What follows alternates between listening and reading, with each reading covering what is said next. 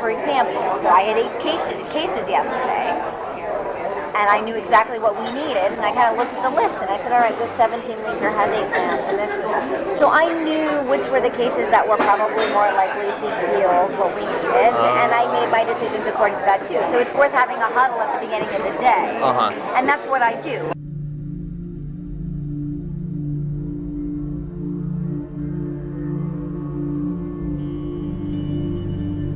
I never did, but I think I've witnessed some of the other technicians work with the doctors. I remember I was on my day off and I went on my laptop and popped up and they were working, and I saw a message saying that the doctor had aborted a fully intact fetus. Fully intact, and Sem Express was sending it straight to the lab. I literally have had women come in and they'll go in the OR and they're back out in 3 minutes. And I'm going, what's going on? Oh yeah, the fetus was already in the vaginal canal whenever we put her on syrups. It just fell out. Yeah, and so if we alter our process and we are able to obtain intact fetal cadavers, then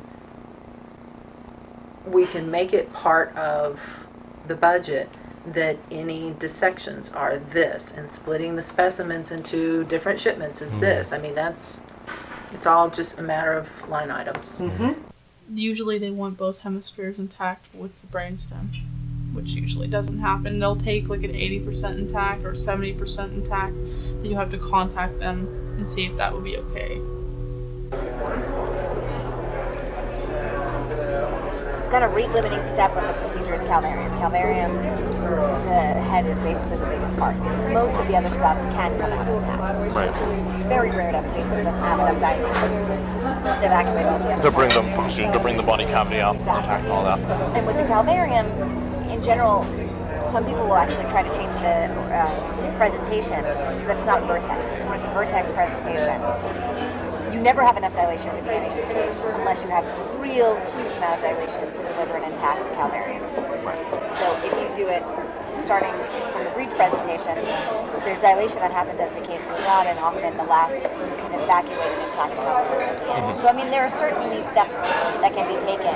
So they can try convert to ensure. breech, for example, at the start of the... Exactly. Excellent. Under ultrasound guidance, they can just change the presentation. Okay. I was training with Jessica in the Alameda, and I've been doing it for a few weeks, so I kind of knew what I was doing, but kind of not. And it was really busy, and one of the doctors came in and she looked really frustrated. The medical assistants were with her, and I don't know, it's my deal to listen and see what's going on, and the doctor just says if she can't calm down, I can't do the abortion. Like, and I can't medicate her. Something like that, and she was just distraught. The other thing that plays a tremendous part in this all is the dilation that you've obtained, and also how, for lack of a better word, how cooperative the patient is during the procedure. Finally, the woman, she calmed down, and the doctor went in to perform the abortion. Takes a little while, and I'm in the hallway. I see the jar come out, goes into the path lab, and Jessica, I can hear her, is preparing it, rinsing out the jar, rinsing out the linen, the wrapping that catches it, dumping it in the strainer, rinsing it off, putting water in the pie dish, and getting it ready for the doctor. So then I hear her call my name, hey Ollie, come over here, I want you to see something kind of cool, this is kind of neat. So I'm over here, and this is the moment I see it, I'm just flabbergasted. This is the most gestated fetus and closest thing to a baby I've seen.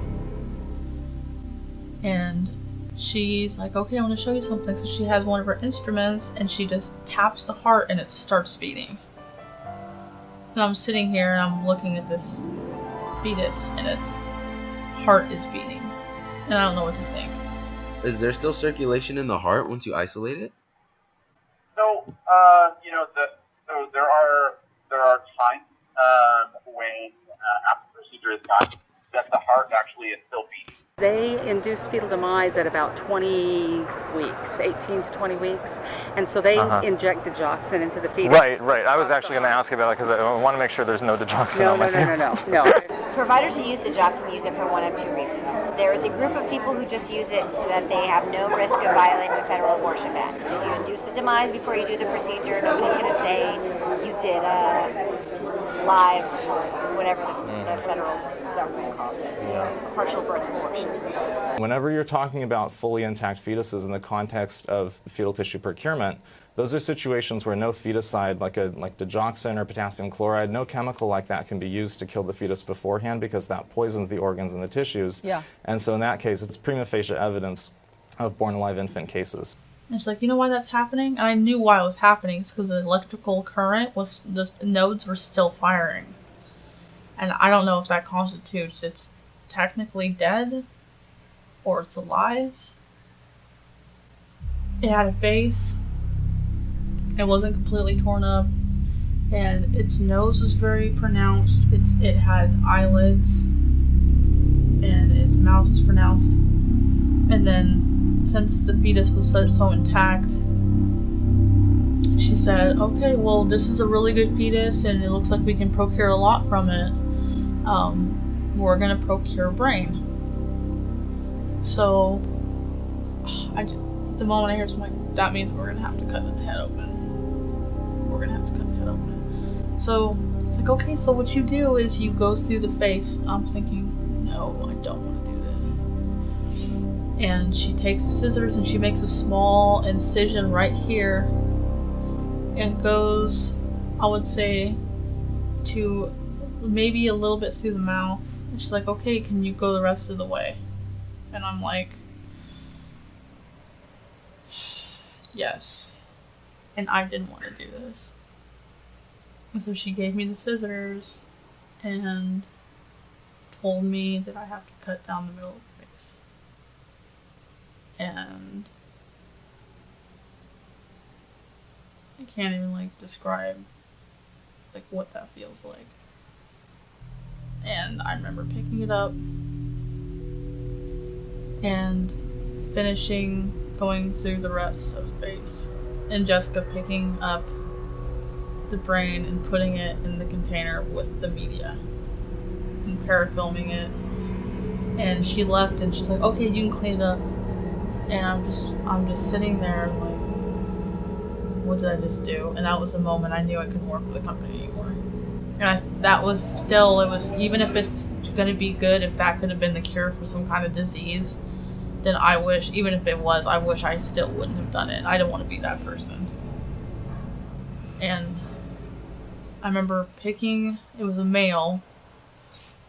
I remember picking him up with the gloves because it was too heavy. The pie dish was this, and he was big, the pie dish, and I couldn't take it and put it in the strainer and put it in. I couldn't. It was just too big. And I opened the biohazard container, and it's almost full. It's almost full. I'm holding him in my hands and oh my god, this is just, what am I doing? And I take him and I put him in, and I remember he got stuck on the lid, and it turned around and his buttocks was in the air and his 2 feet were dangling out, and I remember having to pick each one of his feet up and put him in the container and close the lid. And that was the hardest experience I've had there. I remember holding that fetus in my hands when everybody else was busy and started crying and opened the lid and put it back. It's just really hard knowing that you're the only person who's ever gonna hold that baby. It's weird because I always think of all these scenarios could happen. I held it, I'm like, man, this could have grown up to be. And I always think about things like that. If this could be a lawyer, this could be a firefighter, this could be the next president. I wonder what. Because you can tell the sex sometimes. I wonder if this, what it would like. I can imagine, I wonder at age 3 if you know, she would like to color. Or things like that, you know, I wonder what it would look like, her mom or her dad, or things like that. I feel like it's a waste of life. Like, and it's sad that so many people view it as a mistake. You know, because it's not. I mean, life isn't a mistake. I mean, getting pregnant can be an accident, but it's not a mistake.